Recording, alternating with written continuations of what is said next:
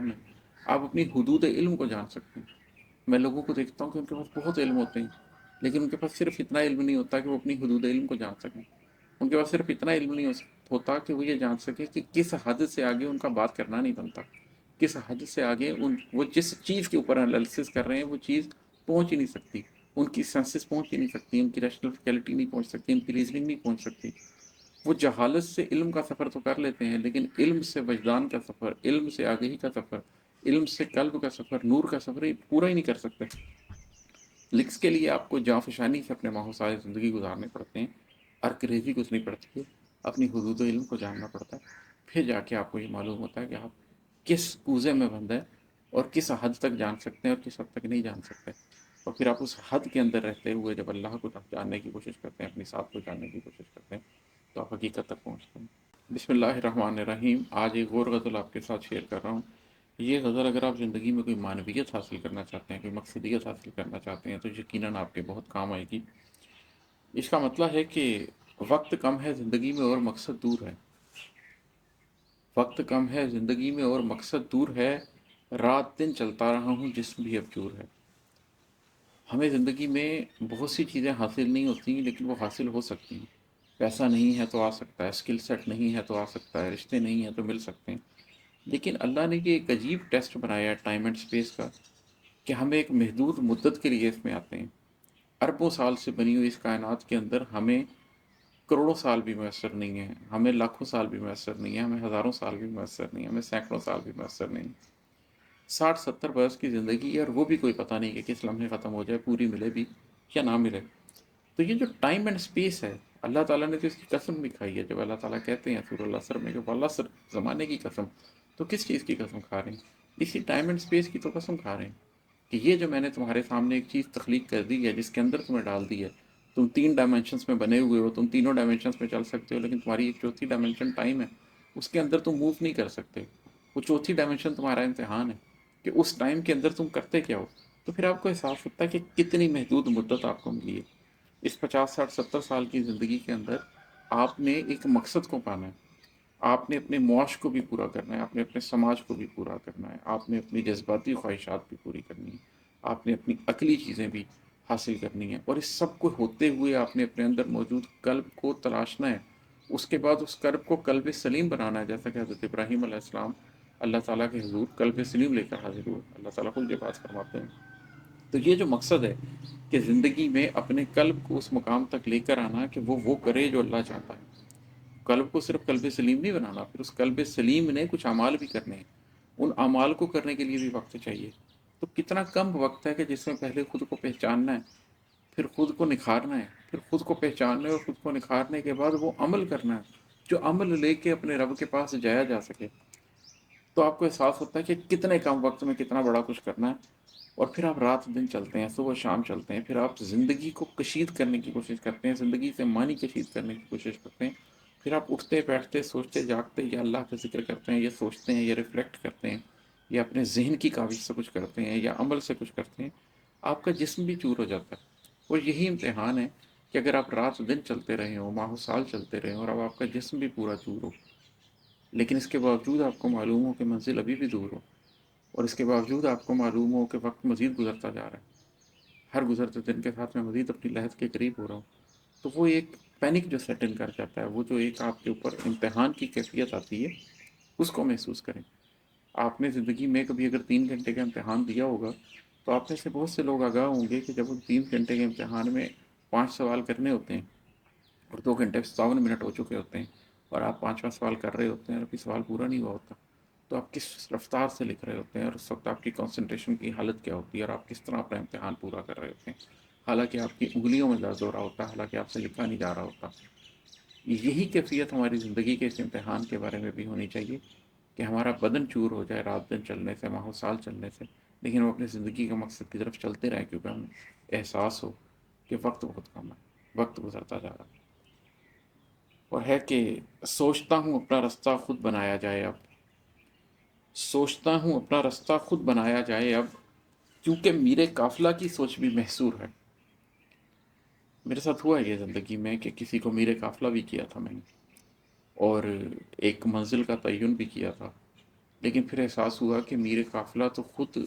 دنیاوی خواہشوں کی لپیٹ میں ایسے آ چکا ہے، ہوس ایسے اس کے اوپر طاری ہو چکی ہے کہ اس کی اپنی سوچ محصور ہو گئی ہے، وہ زندگی میں صرف کچھ ٹینجیبل چیزوں تک جانا چاہتا ہے، اس کی خواہش کچھ عمارتوں تک، کچھ پلاٹوں تک، کچھ پیسے تک ہے۔ پھر آپ سوچتے ہیں کہ نہیں، اگر میر قافلہ کی سوچ بھی میٹیریلسٹک ہو چکی ہے، میر قافلہ کی سوچ بھی محدود ہے، اور وہ یہ جان ہی نہیں پا رہا کہ قلب کیا ہے، نور کیا ہے، نور کے راستے کیا ہیں، اور اللہ نے انسان کو کس حد تک آگے پہنچنے کے قابل بنایا ہے، وہ اپنی ذات کے اندر کس حد تک ترقی کر سکتا ہے، اور پھر وہ ذات کس طریقے سے ایک مقناطیس بن کے دوسرے لوگوں کو میگنیٹ کی طرح اپنے طرف کھینچ سکتی ہے، اور کس طریقے سے ایک ذات کی تشکیل آہستہ آہستہ معاشرے کی تشکیل میں کنورٹ ہو سکتی ہے، اور سرکل آف انفلوئنس آپ اپنی ذات کے اندر کریٹ کر کے کیسے اس کو پھیلا سکتے ہیں، کس طریقے سے آپ اپنے ذات کے اندر ایک ایسا دائرہ بناتے ہیں کہ جیسے آپ نے پانی میں پتھر پھینکا ہو تو دائرہ پھیلتا ہے، اس طریقے سے آپ خیر اپنی ذات کے اندر ایسے کریٹ کریں گے کہ وہ دائرہ پھیلتا چلا جائے، حتیٰ کہ وہ آپ کی بستی تک پھیل جائے، حتیٰ کہ وہ آپ کے معاشرے تک پھیل جائے۔ تو جب آپ کو یہ محسوس ہونے لگ جائے کہ میر قافلہ کی سوچ محدود ہے، اس راستے پہ وہ بھی نہیں چلے گا، تو پھر آپ کو قافلہ بھی چھوڑ دینا پڑتا ہے، پھر آپ کو پامال زمینوں سے ہٹ کے ان راستوں پر چلنا پڑتا ہے جن پر آج سے پہلے کوئی نہیں چلا، اپنا راستہ خود بنانا پڑتا ہے، اپنی ڈیسٹنی خود لکھنی پڑتی ہے، تاکہ لوگ آپ کے راستے کے اوپر آپ کے پیچھے چلیں، آپ کو میرے منزل بننا پڑتا۔ اور ہے کہ عالم موجود کو پوری حقیقت مت سمجھ، عالم موجود کو پوری حقیقت مت سمجھ، یہ جو عزلت میں پڑا ہے یہ کہیں مشہور ہے۔ یہ جو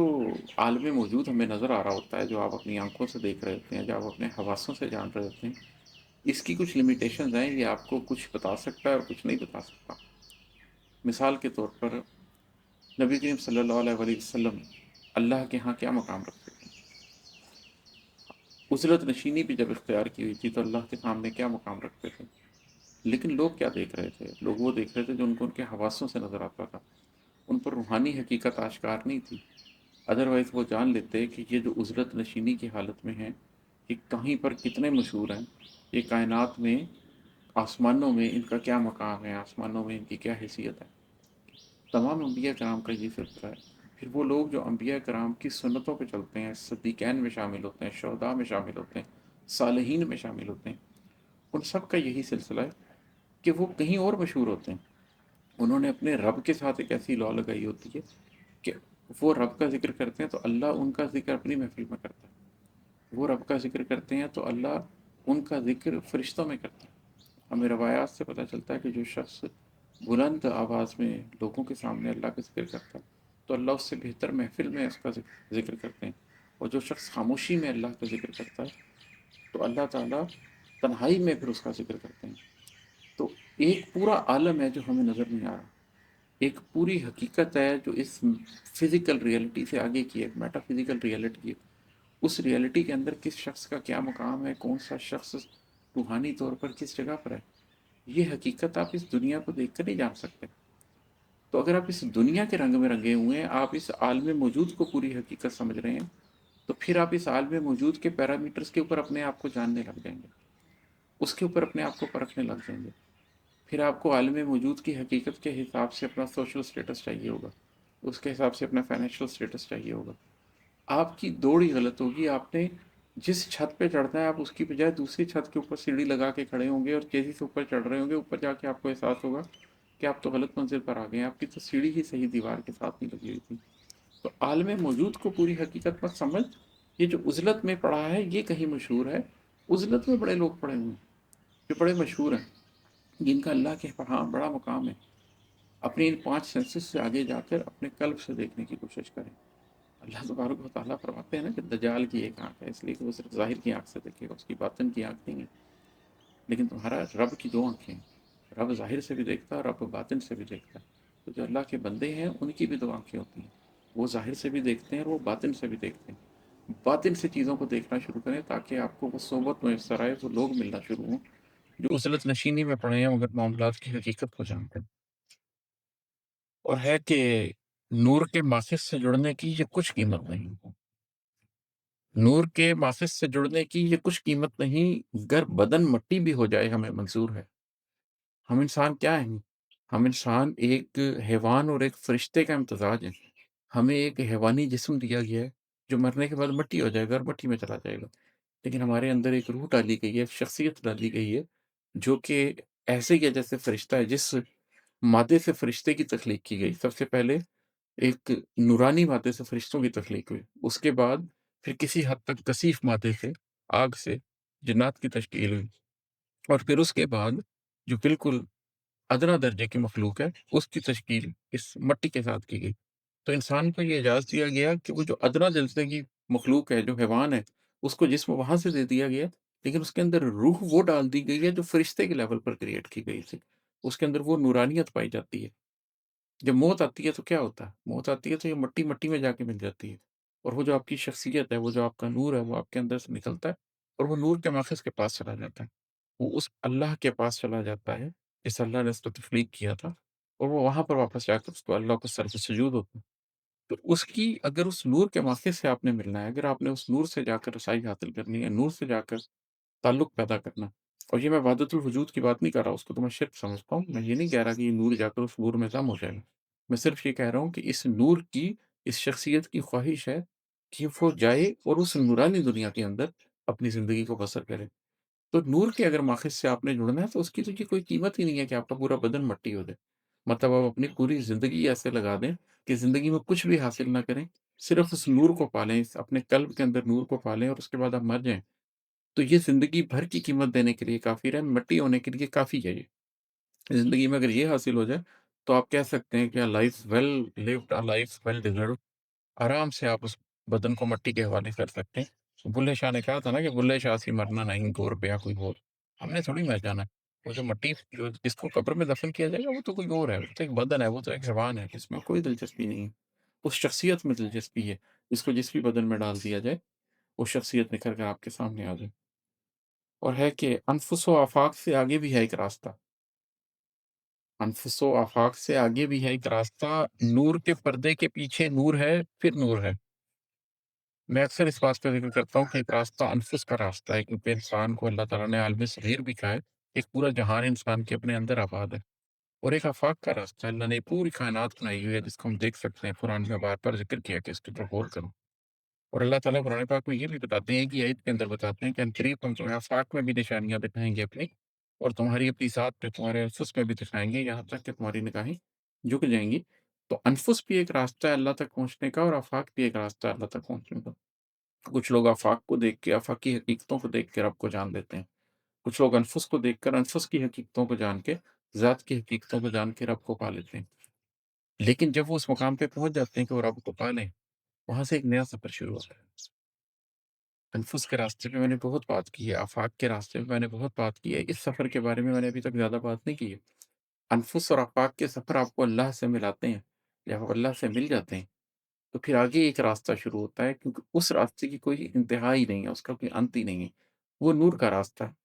اس کے اندر نور کے پردے کے پیچھے نور ہے، پھر نور ہے۔ اللہ تعالیٰ 70,000 نوری اور 70,000 ناری پردوں کے پیچھے چھپے ہوئے ہیں۔ جب آپ اللہ کو پہچان بھی دیتے ہیں تو اس کے بعد خدا شناسائی کا ایک سلسلہ شروع ہوتا ہے، جس میں روز بروز خدا ایک نئی شان سے آپ کے سامنے ظاہر ہوتا ہے۔ آپ خدا کو سمجھنے کے ایک اور مقام سے گزرتے ہیں، آپ خدا کی آشنائی کے ایک اور مقام سے گزرتے ہیں۔ نور کا ایک پردہ چاک کرتے ہیں، اس کے پیچھے پھر نور ہوتا ہے، پھر نور کا ایک اور پردہ چاک کرتے ہیں، اس کے پیچھے پھر نور ہوتا ہے، اور پھر نور کا ایک اور پردہ چاک کرتے ہیں اور اس کے پیچھے پھر نور ہوتا ہے۔ تو انفس و آفاق سے آگے بھی ہے ایک راستہ، نور کے پردے کے پیچھے نور ہے، پھر نور ہے۔ خود سری خود آشنائی اور پھر خود آگہی، خود سری خود آشنائی اور پھر خود آگہی، خود کو پانے کا زمانے میں یہی دستور ہے۔ یہ تو میری اپنی کہانی ہے، میں نے دیکھا ہے زندگی میں، اگر آپ کے اندر انرجی نہیں ہے اور آپ بالکل ڈھیلے ہو کے بیٹھے ہیں تو پھر تو آپ کچھ بھی نہیں پا سکتے، لیکن اگر آپ خود کو پانے کے راستے پہ نکلے ہیں تو پھر اس کے سٹیپس ہوتے ہیں۔ پہلا سٹیپ خود سری کا سٹیپ ہوتا ہے، آپ اپنے آپ کو کچھ سمجھتے ہیں، اس لیے آپ کے اندر کی جو انرجی ہے وہ آپ کو مجبور کرتی ہے کہ وہ اپنے آپ کو کچھ سمجھے، آپ اپنی اہمیت کو سمجھتے ہیں، اس کے نتیجے میں آپ کے اندر ایک زوم پیدا ہوتا ہے۔ اگر وہ زوم ہی پیدا نہ ہو تو آپ تو اپنے گھر میں بیٹھے رہیں گے، اگر وہ زوم ہی پیدا نہیں ہوگا تو آپ کیسے دنیا کے رستوں سے ہٹیں گے، آپ تو جو دنیا کر رہی ہے، جو باپ دادا کر رہے ہیں وہ کرتے چلے جائیں گے، جب تک وہ زوم پیدا نہیں ہوگا اور آپ کے اندر وہ خود سری کی صلاحیت نہیں ہوگی کہ آپ ابراہیم علیہ السلام کی سنت کو اختیار کرتے ہوئے والد کے سامنے بھی کھڑے ہو جائیں اور کہہ دیں کہ اے آزر مجھے یہ سمجھ نہیں آتا۔ تو یہ ایک مقام پہلے آتا ہے جس کے اندر آپ کے اندر ایک ریبیلین کی کیپیسٹی ہونی چاہیے، اس کے بعد خود آشنائی آتی ہے کہ وہ ریبیلین کی کیپیسٹی کے ساتھ تو آپ نعوذ باللہ چور ڈاکو بھی بن سکتے ہیں، لیکن اگر اس ریبیلین کی کیپیسٹی کو آپ پازیٹیولی یوز کریں تو پھر خود آشنائی کا ایک سلسلہ شروع ہوتا ہے، جس طرح کہ ابراہیم علیہ السلام کے ساتھ ہوا کہ انہوں نے ستارے کی طرف دیکھا، کہا کیا یہ میرا رب ہے؟ چاند کی طرف دیکھا، کہا کیا یہ میرا رب ہے؟ سورج کی طرف دیکھا، کہا یہ تو سب سے بڑا ہے، کیا یہ میرا رب ہے؟ وہ سب ڈوب گئے۔ فرمایا میں ڈوبنے والوں سے محبت نہیں کرتا، میں تو اپنا رخ اللہ کی طرف کر لیتا ہوں۔ تو یہ خود آشنائی ہے نا کہ جب آپ چیزوں کو دیکھتے ہیں، آشنا ہوتے ہیں، سمجھتے ہیں، حقیقت کو اپنے آپ کو جاننے کی کوشش کرتے ہیں کہ میں بندہ ہوں، میرا کوئی رب بھی ہوگا۔ ایگزسٹینشیل کوسچنس کو اس سے جب آپ گزرنے کی کوشش کرتے ہیں تو پھر آپ خود کو سمجھتے ہیں، پھر آپ اپنی کیپیسٹی کو سمجھتے ہیں، آپ اپنی کریج کو سمجھتے ہیں، آپ اپنے اسکل سیٹ کو سمجھتے ہیں، یہ جانتے ہیں کہ اللہ نے مجھے اس دنیا میں کیوں پیدا کیا، اور پھر آگہی کا ایک سفر ہوتا ہے۔ آشنائی اور آگہی میں فرق ہے۔ آشنائی ایک انٹلیکچوئل ایفرٹ ہے، آشنائی ایک کوشش ہے خود کو جاننے کی، آگہی کے اندر اس انٹلیکچوئل ایفرٹ کے ساتھ انٹیویشن بھی شامل ہو جاتی ہے، اسپرچوئل انسائٹ بھی شامل ہو جاتی ہے، آپ کے قلب کے اندر راستے کھلنے لگ جاتے ہیں نور کے، آپ کے اندر ایک بصیرت پیدا ہو جاتی ہے، آپ کے اندر ایک فراست پیدا ہو جاتی ہے۔ تو وہ بصیرت، وہ فراست، وہ انٹیویشن، وہ اسپرچوئل آگمنٹیشن جو آپ کے اندر ہوتی ہے وہ پھر آپ کو آگہی کے سفر پر لے کے جاتی ہے۔ تو خود کو پانے کا زمانے میں یہی دستور ہے، پہلے تھوڑی سی خود سری پیدا کریں، تھوڑی سی ریبیلین کی کیپیسٹی اپنے اندر پیدا کریں۔ یہ کوشش ہونی چاہیے آپ کا کہ جن کا دین پیر بھی ہے، کس کو ریا ہے، ان کو ہمت کفر ملے، جرأت تحقیق ملے۔ آپ کے اندر یہ ہمت تو ہونی چاہیے کہ آپ کرے دیں چیزوں کو، خود سری کے ساتھ آگے بڑھیں، اور اس کے بعد پھر خود آشنائی کا ایک سفر ہونا چاہیے کہ آپ کی یہ انٹلیکچوئل کیپیسٹی، آپ کا یہ برین آپ کو سمجھنے میں مدد دے کہ آپ کون ہیں، اور پھر آگہی کا ایک سلسلہ شروع ہونا چاہیے جہاں پر یہ دماغ کی بجائے قلب آپ کو لیڈ کرتا ہے۔ اگر آپ نے یہ تینوں سفر پورے کر لیے تو آپ اپنے آپ کو پا سکتے ہیں۔ یہی ایک دستور ہے جو ہمیشہ سے چلا آ رہا ہے، اور ہے کہ جاں فشانی سے کٹے ہیں ماہ و سال زندگی، جاں فشانی سے کٹے ہیں ماہ و سال زندگی، ارک ریزی سے کھلا ہے آدمی معذور ہے۔ یہ ایک بڑی عجیب پیراڈاکس ہے کہ آپ خود کو سمجھتے ہیں کہ میں بہت بڑی ہستی ہوں، حالانکہ آپ نے کچھ نہیں کیا ہوتا۔ آپ اپنے گھر میں بیٹھے ہوئے، اپنے بستر پہ بیٹھے ہوئے اپنے آپ کو اونچا سمجھتے ہیں، اپنے آپ کو قابل سمجھتے ہیں، اپنے آپ کو نالجیبل سمجھتے ہیں، لیکن پھر جب آپ جاں فشانی سے زندگی کا ماہ و سال گزارتے ہیں، بہت وقت گزارتے ہیں، جب آپ ارک ریزی سے اپنی ذات کے اوپر کام کرتے ہیں، تو پھر آپ کے اوپر یہ بات کھلتی ہے کہ آپ کتنے معذور ہیں، آپ کتنے کمزور ہیں، آپ کتنے لاچار ہیں، آپ کی کیپیسٹی کتنی کم ہے۔ آپ اپنی حدود علم کو جان سکتے ہیں۔ میں لوگوں کو دیکھتا ہوں کہ ان کے پاس بہت علم ہوتے ہیں، لیکن ان کے پاس صرف اتنا علم نہیں ہوتا کہ وہ اپنی حدود علم کو جان سکیں۔ ان کے پاس صرف اتنا علم نہیں ہوتا کہ وہ یہ جان سکے کہ کس حد سے آگے ان کا بات کرنا نہیں بنتا، کس حد سے آگے وہ جس چیز کے اوپر انالیسس کر رہے ہیں وہ چیز پہنچ ہی نہیں سکتی، ان کی سینسز پہنچ ہی نہیں سکتی، ان کی ریشنلٹی نہیں پہنچ سکتی، ان کی ریزننگ نہیں پہنچ سکتی۔ وہ جہالت سے علم کا سفر تو کر لیتے ہیں، لیکن علم سے وجدان کا سفر، علم سے آگہی کا سفر، علم سے قلب کا سفر، نور کا سفر پورا ہی نہیں کر سکتے۔ لکس کے لیے آپ کو جاں فشانی سے اپنے ماہ و سال زندگی گزارنے پڑتے ہیں، ارک ریزی گزرنی پڑتی ہے، اپنی حدود علم کو جاننا پڑتا ہے، پھر جا کے آپ کو یہ معلوم ہوتا ہے کہ آپ کس کوزے میں بند ہیں اور کس حد تک جان سکتے ہیں اور کس حد تک نہیں جان سکتے، اور پھر آپ اس حد کے اندر رہتے ہوئے جب اللہ کو جاننے کی کوشش کرتے ہیں، اپنی ساتھ کو جاننے کی کوشش کرتے ہیں، تو آپ حقیقت تک پہنچتے ہیں۔ اور آخری شعر اس کا مقطع ہے کہ راز ہائے خلق سے آگے ہے راز کن نماد،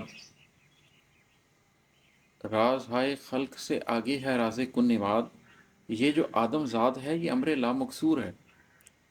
ہم سمجھتے ہیں کہ یہ بگ بینگ ہو گیا اور اس کے نتیجے میں کائنات بن گئی، تخلیق ہو گئی اور اس کے زمینے میں نتیجے میں یہ کائنات بن گئی۔ یہ تو خلق کی سٹیج ہے، اس خلق کی سٹیج سے پہلے ایک عالم الامر بھی ہے، اس عالم الامر میں فیصلے کیے جاتے ہیں، اور اس عالم الامر میں کیے جانے والے فیصلے پھر مینیفیسٹ ہو کر اس عالم الخلق کے اندر آتے ہیں۔ وہ لوگ جو رویائے صادقہ دیکھتے ہیں وہ اس حقیقت کو اچھی طرح جانتے ہیں کہ بسا اوقات وہ ایسے خواب دیکھتے ہیں جو ان کو کچھ ایسا بتا دیتے ہیں جو بھی اس تخلیق میں آیا ہی نہیں ہوتا۔ ایک شخص نے خواب دیکھا کہ اس کے سامنے والے گھر میں آگ لگی ہوئی ہے، 3 دن بعد اس کے سامنے والے گھر میں آگ لگ گئی۔ اس نے یہ خواب کیسے دیکھا؟ جو چیز خلق میں بھی تھی ہی نہیں اس کو کیسے پہچانا؟ اس کی روح نے خواب میں عالم امر میں جا کے حقیقت کو دیکھا۔ یہ جو ہمارے اندر روح ہے یہ عالم امر کی حقیقت ہے، جو فرشتوں کی تخلیق ہے وہ عالم الامر کے اندر ہوئی ہے۔ یہ مادی زندگی تو بہت بعد میں تخلیق ہوئی ہے، یہ جنات کو تو بہت بعد میں تخلیق کیا گیا ہے، یہ دنیا کو تو بہت بعد میں تخلیق کیا گیا ہے۔ تو راز ہے خلق سے آگے ہے رازق و نماد۔ یہ جو آدم ذات ہے یہ امر لامکسور ہے۔ یہ جو آدم ذات ہے، یہ جو انسان ہے، یہ اس تخلیق سے پہلے کا بنا ہوا ہے۔ یہ آدم ذات تخلیق سے پہلے کی تخلیق ہے۔ اللہ نے انسانوں کو جب بنایا تھا تو اس وقت بنایا تھا جب بھی کائنات کی تخلیق بھی نہیں ہوئی تھی، جب ہم سے روز الست ایک وعدہ لیا گیا تھا تمام روحوں سے کہ میں تمہارا رب نہیں ہوں۔ یہ اس وقت کی بات ہے جب ابھی یہ کائنات تخلیق ہی نہیں ہوئی تھی۔ تو ہم تو اس وقت سے ہیں جب یہ کائنات تخلیق ہی نہیں ہوئی تھی، اور اس کے بعد یہ کائنات ختم ہو جائے گی، پھر اس کے بعد ایک دوسری کائنات بنا دی جائے گی، ہم تب بھی ختم نہیں ہوں گے۔ ہماری ایک دفعہ آغاز تو ہوا تھا لیکن ہمارا انجام نہیں ہے، انسان نے ختم نہیں ہونا، انسان نے ہمیشہ رہنا ہے۔ اللہ نے انسان کو ایک عجیب کیپیسٹی دے دی ہے کہ ہر چیز نے ختم ہونا ہے، انسان نے ختم نہیں ہونا۔ کل شیء ذائقۃ الموت اس دنیا میں ہے، اس کے بعد ہم ایک دوسری دنیا میں دوبارہ اٹھا دیا جائے گا اور ہم زندہ رہیں گے۔